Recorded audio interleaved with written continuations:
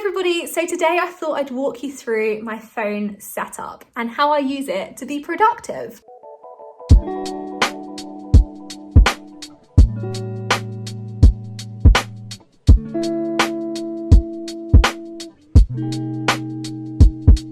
When trying to be productive, a lot of people see their phones as a negative thing, a distraction from their work, but actually I use my phone to organise my life, and if anything, I think it aids my productivity. Obviously, there's a balance, and scrolling through social media for hours on end maybe isn't the best use of time, but a phone has a lot more features to it than just social media, and I think it's been given a bad rep unnecessarily. My phone is an iPhone XS. I've had it for about a year now, and also the case is a Disney one for those wondering, and it is from Skinny Dip. I got it on offer last summer. So I've set my wallpaper as some purple clouds just because they look pretty. Those colours bring me joy. Starting with the home bar at the bottom of the screen, I just have the things that I use most often, as most people do. So my phone with the keypad, Safari, the Apple internet browser, my email, so I've got all my different email accounts feeding into this inbox, which is really handy. That's my business email there, paigejallop1@gmail.com. And finally, what a lot of people won't have, but I have because I do a lot of YouTube stuff, is the YouTube Studio app. So this is kind of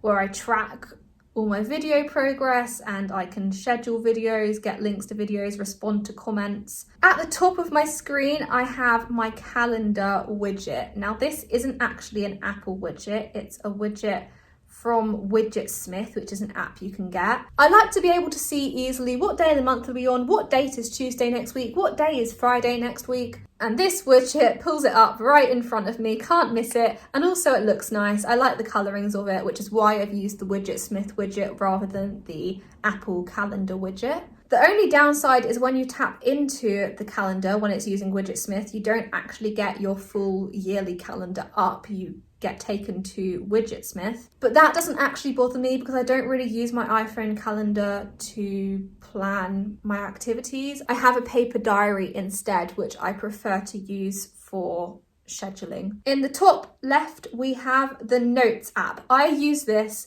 all the time, every single day. It's where I literally make all of my to-do list. I jot down anything I need to remember. Let's go into it. Most of my notes are stored in the iCloud, which means I can access them across my other Apple devices. I have various folders, so one for diary, where I write diary entries, one for social media, so I have an Instagram planner, a YouTube planner, where I will write out dates and what different videos I'm uploading on those days. I also have individual notes for video plans, and I keep a log of all the media work I've done here. If we go into the all iCloud folder, you can see up the top, I also have pinned my to-do list and also my 2021 goals.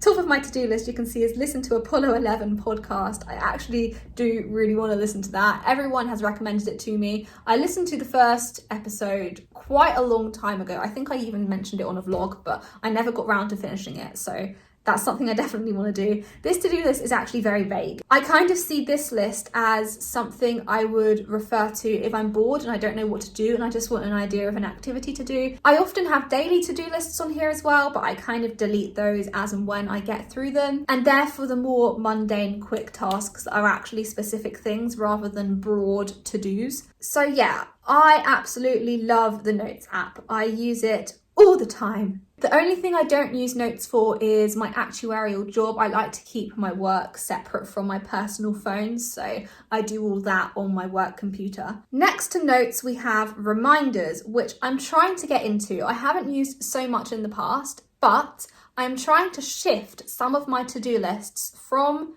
my Notes app to the Reminders app, just because you can put a timer on the Reminders app and it can send you notifications, and it just means I'm less likely to forget important tasks. Here you can just see a list of the reminders I've set for myself. A few of them are for today. There's one for next Wednesday to buy cauliflower hash browns. And when you have done these tasks, you can literally just tap there and it disappears. So it's really easy to tick things off. Then we have the clock app. This is how I set my sleep schedule. So I use the sleep planner thing. Yeah, all my alarms are set on here. Look, you can see plenty of past alarms that I haven't deleted. The other thing I use the clock app for every now and again is just timing myself when I'm studying, whether I'm doing a timed past paper or I just want to keep track of how many hours I've studied in a day. I'll just set a little phone timer. On the top right, we have the Microsoft Authenticator app, which is just something I use for two-factor authentication. Then we have the Nationwide app, obviously for mobile banking, very handy. BBC weather,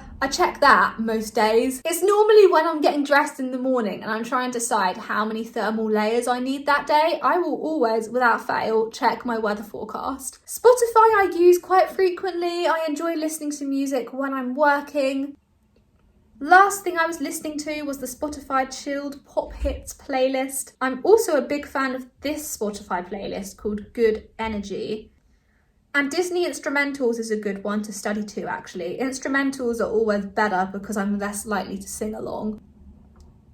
Then we start getting into my social media apps. So I have Facebook, YouTube, and Instagram. As a YouTuber, and I guess also an Instagrammer as well, I frequent these apps a lot. I won't lie, I do also like a good scroll through social media, seeing what other people are up to. I'm a nosy person. And for all its faults, you know, social media is a lovely way to stay connected with people, especially when you can't see people for months on end in a pandemic. I am trying to cut down the number of hours I spend scrolling through Facebook or Instagram or YouTube, and I will talk a little bit later about how I'm doing that. Next we have camera and photos, and I use these all the time because I film all my YouTube videos on my phone.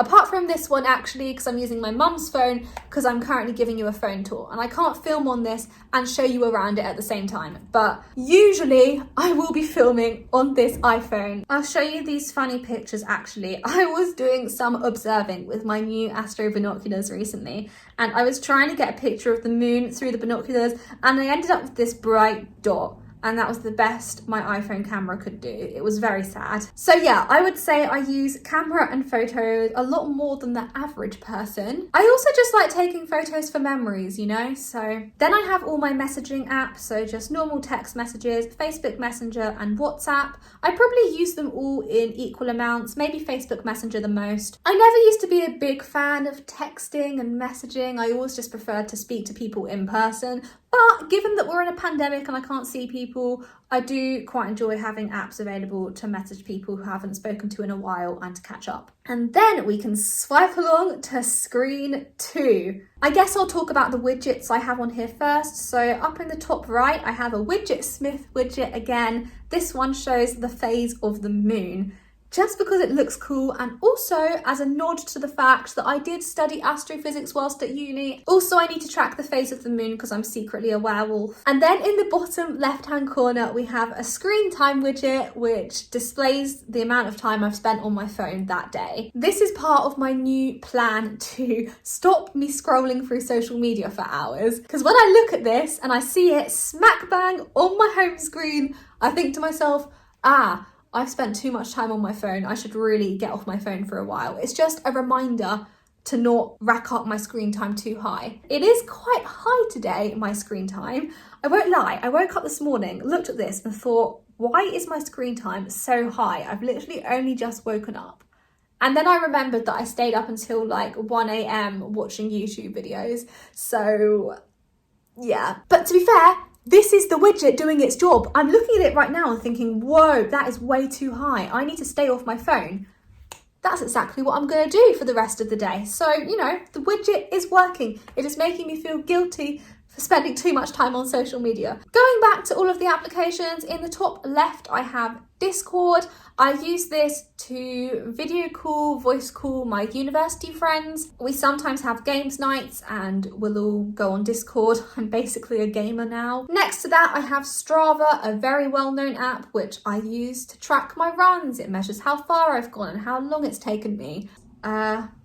This was my first run after Christmas. I just about managed 3k. It was a struggle, I won't lie. Next, we have the Calculator app, which I actually use a fair bit because my sister keeps stealing my Casio. The rest of the apps I've all grouped together. So we have TV, all of my catch-up TV players. On Netflix lately, I've just watched Bridgerton and I'm midway through Queen's Gambit. Then we have Files, which is such a handy folder.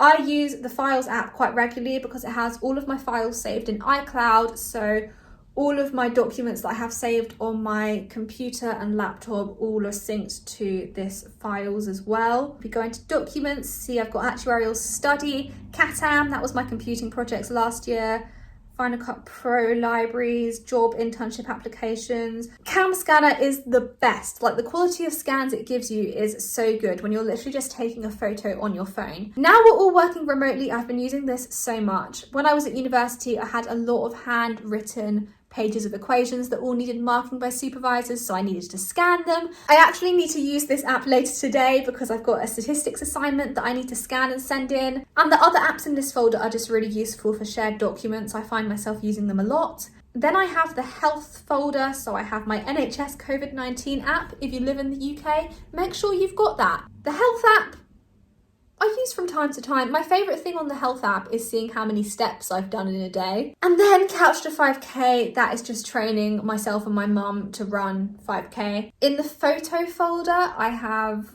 all of my photo editing apps. And also Plannerly. I use that quite regularly just to plan my Instagram feed and what I'm posting when.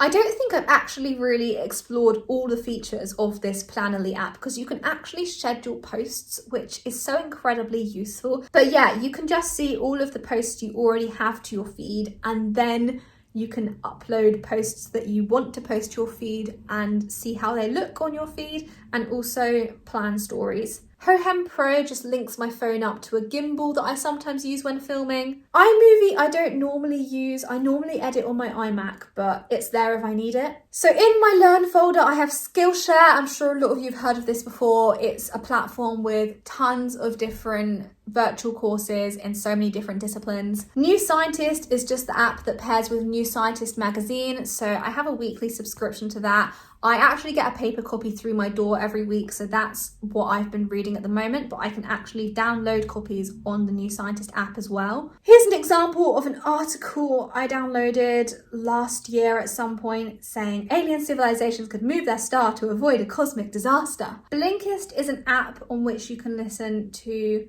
audiobooks and also condensed versions of audiobooks where the key messages, the key takeaways in a book have been put into 15 minutes or something for you to listen to. It's a good alternative to a podcast, can be something nice to listen to when going out for a walk. Then we have Busuu, which is a language learning app, which I've been learning French on. Planets, oh, I love planets. Let's show you planets.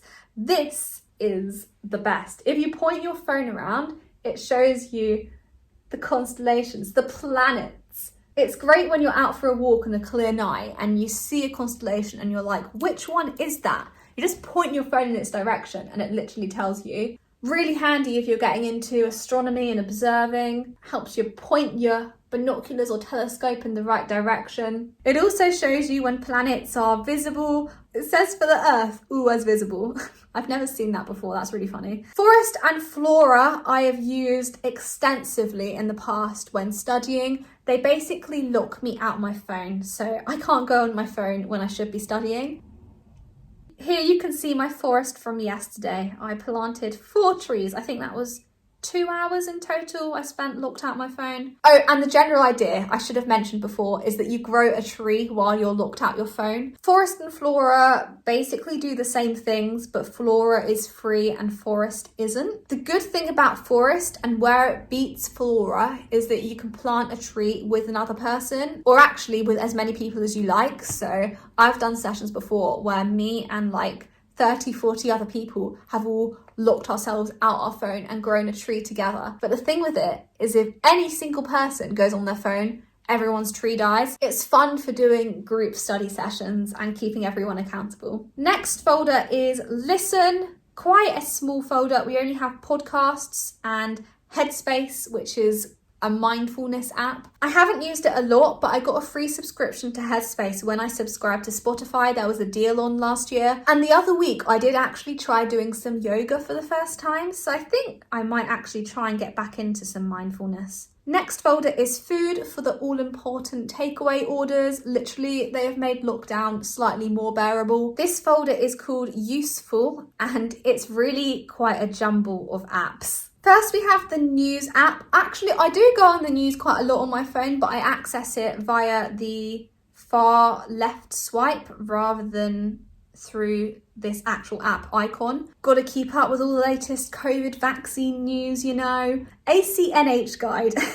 I'm not sure how I'm classing that as useful, but that is really the only game app that I have on my phone, and it's for tracking my Animal Crossing New Horizons progress. On the second swipe along, I have the National Rail app for tracking train times, although I have not used that in months because I haven't been travelling anywhere. Spare Room will probably be useful for me eventually when I'm moving out. Handshake is just a careers app by the Cambridge Careers Service, and then obviously Contacts. I have it in here because I don't really use my iPhone contacts that often. Most new contacts I make these days will be via Facebook or something. These are other social apps that I don't really use that often, but I have accounts on. And yeah, there you have it. You should probably have a very good idea now of how I use my phone on a daily basis. Thank you for watching this video. Please do comment down below if you have any phone app recommendations. If you have an app that has really transformed your life, I want to know about it. Give the video a like, subscribe to my channel, follow my Instagram, and I will see you guys soon with another video.